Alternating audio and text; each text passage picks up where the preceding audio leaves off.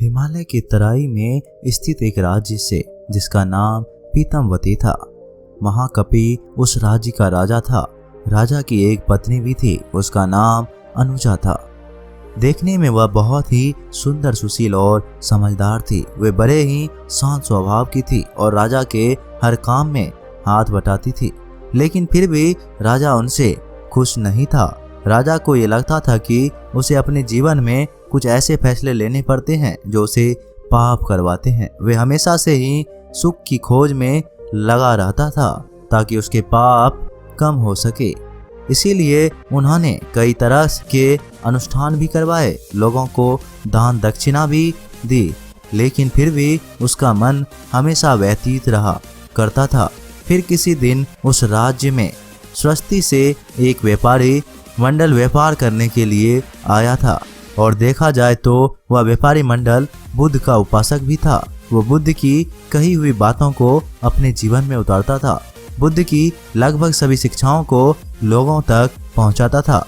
जब व्यापारी मंडल उस राज्य में पहुंचा तब ये बात राजा को पता चली। फिर राजा ने उस व्यापारी मंडल को अपने राज्य दरबार में बुलाया और उनसे कहने लगा कि आप लोगों से आपके राज्य श्रावस्ती, वहाँ के राजा और उनके देश धर्म के बारे में मैं जानना चाहता हूँ। आप किनके अनुयायी हैं? राजा की ये बातें सुनकर वह व्यापारी उनसे कहते हैं कि राजन, श्रावस्ती में सम्यक बुद्ध प्रकट हुए हैं। उनके ज्ञान से चारों दिशाएं प्रकाशित हुई है। लगभग जो भी लोग उनके पास जाते हैं उनके सभी प्रश्नों के हल मिल जाते हैं। हम आपके पास जो कुछ भी बताने आए हैं ये सभी बातें बुद्ध की ही कही हुई है। बुद्ध का एक संघ है और बुद्ध के द्वार हर इंसान के लिए खुले हुए हैं। इस दुनिया में जो भी व्यक्ति स्वयं को जानना चाहता है, सत्य को पहचानना चाहता है, वे बुद्ध के संघ में शामिल हो सकते हैं। उन्हें हम सभी लोगों को, हम सभी संसारियों को सुख का रास्ता दिखाया है, हमें दृष्टि प्रदान की है। उनके ज्ञान को अपनाकर हम अपने भीतर सुख को पहचान सकते हैं। व्यापारी की ये बात सुनकर वो राजा कहता है कि क्या बुद्ध हमें सुख दे सकते हैं? व्यापारी कहता है, हे राजन, बुद्ध के अनुसार मनुष्य का सुख उसके ही साथ होता है, लेकिन दुर्भाग्यवश मनुष्य उसे समझ नहीं पाता, उसे देख नहीं पाता और सुख को खोजने के पीछे पीछे अपना दुख उत्पन्न करता ही रहता है। व्यापारी की ये अनुभव वाली बातें राजा को आकर्षित कर रही थी। ये बातें सुनकर राजा भी बुद्ध से मिलना चाहता था। फिर राजा व्यापारी से बोले कि हे व्यापारी गण, मैं बुद्ध से मिलना चाहता हूँ। उनके बारे में सुनकर मेरे भीतर मिलने की उत्साह जाग गई है। उसके बाद राजा उन व्यापारी मंडल को धन्यवाद देकर उन्हें 1,00,000 रुपये का इनाम भी देता है। फिर राजा तुरंत ही अपने कुछ साथी को लेकर बुद्ध से मिलने के लिए निकल जाता है। राजा रास्ते में बुद्ध के कई चित्र मन में बनाए रहता है। जैसे जैसे रास्ता काटता जाता है, राजा की उत्सुकता और बढ़ती जाती है कि वो तुरंत ही बुद्ध से मिले।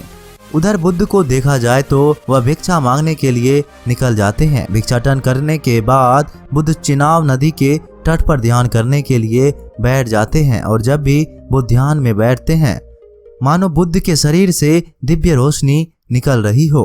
उनके शरीर की आभा आकर्षित लगने लगती है। जब बुद्ध ध्यान करने के लिए बैठे हुए थे तभी वहाँ के राजा कपि वहाँ से गुजर रहा था और उसकी नज़र बुद्ध पर पड़ गई। जब उसने बुद्ध को देखा तो वो दंग रह गए। उन्होंने आज तक ऐसी आभा कभी नहीं देखी थी। वो बुद्ध को पहचान नहीं पा रहे थे, लेकिन उन्हें देखकर ही वह रुक गए और बुद्ध के पास जाने लगा। राजा जाकर बुद्ध को प्रणाम करता है और उनसे कहता है कि मैंने आज तक आप जैसे व्यक्ति नहीं देखा है। आपको देखकर ऐसा लगता है कि आपके आसपास सुख की वर्षा हो रही हो, जहाँ पर कोई भी चिंता नहीं है, कोई भी दुख नहीं है, सिर्फ और सिर्फ आनंद ही आनंद है। आपका स्वरूप बिल्कुल वैसा ही लग रहा है जिस तरह व्यापारियों ने मुझे बताया था। कहीं आप बुद्ध तो नहीं हैं? राजा कपि की ये बात सुनकर बुद्ध मुस्कुराने लगते हैं और राजा से कहते हैं कि हाँ, लोग मुझे ही बुद्ध कहते हैं। बुद्ध की ये बात सुनकर मानो राजा के आंखों में आंसू निकल आए और ये आंसू खुशी के थे। राजा बुद्ध से कहता है कि महात्मा, मैं बहुत दूर देश से आपसे मिलने आया हूँ। आपके बारे में व्यापारियों ने मुझे कहा था। उन्होंने मुझसे यह भी कहा था कि आप कहते हैं कि व्यक्ति का सुख उसके पास होता है, लेकिन फिर भी वह दुख के पीछे भागता ही रहता है। उनकी ये बातें भी मैं समझ नहीं पाया कि आखिर एक व्यक्ति अपने भीतर सुख होते हुए भी क्यों वह दुख के पीछे ही भागेगा। तब बुद्ध राजा से कहता है, हे राजन, एक व्यक्ति भागता तो सुख के पीछे ही है, लेकिन अगर आप एक छोटे बच्चे को देखोगे तो एक छोटे बच्चे को जलती हुई लो अच्छी लगती है और वह उसे पकड़ना चाहते हैं और उसे पकड़ने के बाद वो अपना हाथ जला बैठता है। ठीक उसी प्रकार जो जगा हुआ नहीं है तो उसे दुख सुख नजर आता है और वो उसके पीछे तब तक भागता रहता है जब तक कि वो अपना हाथ ना जला ले। तब और राजा बुद्ध से दोबारा कहते हैं, हे बुद्ध, वास्तव में मैं कोई छोटा बच्चा नहीं हूँ। मैं सुख और दुख को देखकर पहचान सकता हूँ। तब बुद्ध फिर कहता है कि जरा मेरी बातों को ठीक से समझो। एक सामर्थ्यवान व्यक्ति की चाहत है कि वो शक्तिशाली राजा बने और वो इस चाहत को पूरा करने के लिए वो दिन रात दुख में ही निकाल देता है। वह सारा दिन यही सोचता है कि वह कैसे राजा के पद को प्राप्त कर सके। उसे राजा के पद को पाने में, वहां तक पहुंचने में अपना सुख नजर आता है, लेकिन वह उस सुख को नहीं देख पाता है जो उसे मिला हुआ है। वैसे लोग ये नहीं देखते कि वह स्वस्थ है, सर्वधवान भी है, ये सुख तो उनके साथ ही है, लेकिन वैसे लोग इनका आनंद नहीं ले पाते क्योंकि वो उसमें सुख ढूंढ रहा है जो उसके पास नहीं है। बुद्ध फिर बोलते हैं, देखा जाए तो आप भी बहुत दुखी हैं क्योंकि एक व्यक्ति जो राजा होता है उसका सुख ये है कि उसे यह मौका मिला है कि उसके पास एक बड़ी समुदाय है, एक बड़ी प्रजा है जिसे वो एक साथ ध्यान रख सकता है, उनकी सेवा कर सकता है, अपनी प्रजा के आंसुओं को पोंछ सकता है। लेकिन यह सिर्फ आपके साथ नहीं होता है, यह लगभग सभी राजाओं के साथ होता है कि एक राजा अपने भीतर खुशी को नहीं देख पाता। वो सिर्फ और सिर्फ बड़ा राजा बनना चाहता है, बड़ा सम्राट बनना चाहता है, दूसरे राज्य को जीतना चाहता है। उसे जो मिला है उसका उस पर ध्यान नहीं है, बल्कि जो उनके पास नहीं है वो उनके पीछे भाग रहा है और यही उनके दुख का सबसे बड़ा कारण है। फिर बुद्ध राजा कपि से कहता है कि हे राजन, तुम भी तो सुख के पीछे ही भाग रहे हो और ये सुख के पीछे भागना ही तुम्हारा दुख का कारण है, क्योंकि इसके पीछे भागते भागते तुम्हारे पास जो सुख है तुम उसे देख नहीं पा रहे हो।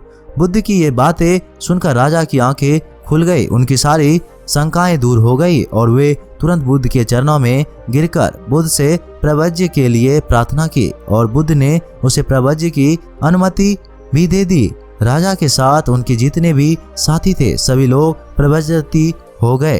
फिर जब यह बात राजा की पत्नी अनुजा को पता लगी तो वे तुरंत अपनी दासियों के साथ श्रावस्ती के लिए निकल जाती है और वे लोग भी बुद्ध के दर्शन करके उनसे सन्यासी जीवन ग्रहण होने के लिए अनुग्रह करने लगती है। फिर बुद्ध के आज्ञा अनुसार रानी और उनकी दासियां भी सन्यासी जीवन ग्रहण हो जाती है। उस दिन के बाद राजा को ध्यान साधना में आनंद आने लगा था।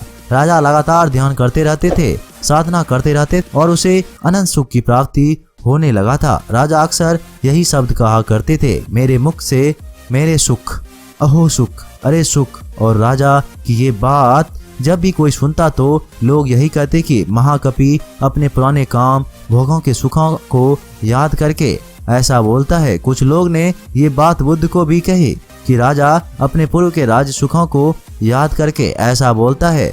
तब एक दिन राजा कपि बुद्ध से कहते हैं कि हे बुद्ध, आप तो मेरे दिल के हर बात को जानते हैं कि मैं ऐसा क्यों कह रहा हूँ। तो बुद्ध अन्य भिक्षुओं को संबोधित करते हुए ये बोलता है कि मेरा पुत्र अपने पुराने राज सुखों को याद करके ऐसी नहीं बोलता, बल्कि उसके भीतर जो धर्म के रस का उदय हुआ है उसके आधार पर वो अपने सुख को देखकर कहता है।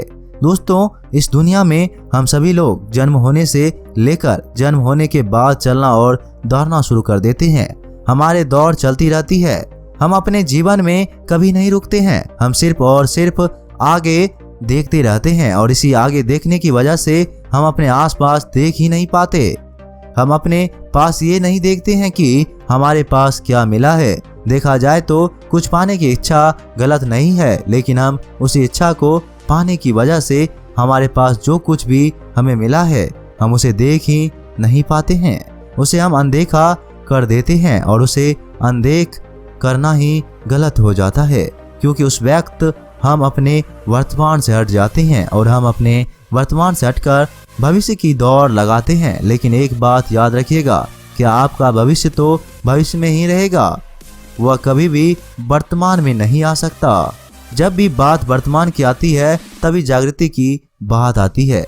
बुद्ध कहते हैं कि आप जागृत हो तभी आप सही फैसले ले पाएंगे, अपने किए हुए काम को महसूस कर पाएंगे और अपने जीवन से निकलने वाले समय को भी आप महसूस कर पाएंगे, क्योंकि इस जीवन की दौड़ में और पाने की इच्छा में हम उस समय को महसूस नहीं कर पा रहे हैं जो लगातार हमसे निकलता जा रहा है। और उस भविष्य को पाने के लिए हम वो सब कुछ करते रहते हैं, चाहे वो गलत हो या सही। इसलिए अपने जीवन में जागृति को पैदा करें, जागरूक रहो हर वो काम को लेकर जो आप वर्तमान में करते हैं, क्योंकि आप देखा जाए तो वर्तमान को बनाने से ही भविष्य बनता है, ना कि भविष्य को बनाने से वर्तमान।